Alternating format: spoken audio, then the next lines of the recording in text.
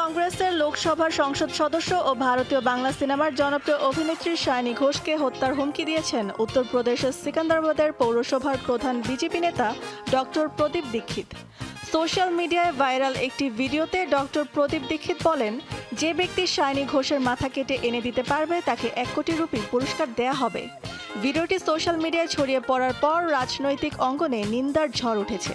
হত্যার হুমকির খবর শায়নী ঘোষের কাছে পৌঁছেছে।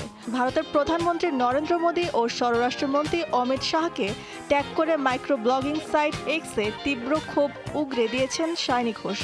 নারীর নিরাপত্তা নিয়ে প্রশ্ন তুলে উত্তরপ্রদেশ এবং পশ্চিমবঙ্গ পুলিশের কাছে ওই বিজেপি নেতার বিরুদ্ধে দ্রুত আইনি পদক্ষেপ নেওয়ার দাবিও জানান শায়নী। বিতর্কের মাত্রা ছড়ানোর পর সুর বদলেছেন অভিযুক্ত বিজেপি নেতা প্রদীপ দীক্ষিত। তার দাবি, ভাইরাল হওয়া ভিডিওটি ভুয়া এবং তার ভাবমূর্তি নষ্ট করতে এআই বা কৃত্রিম বুদ্ধিমত্তা ব্যবহার করে তার কণ্ঠস্বর ও ভিডিওটিতে কারসাজি করা হয়েছে।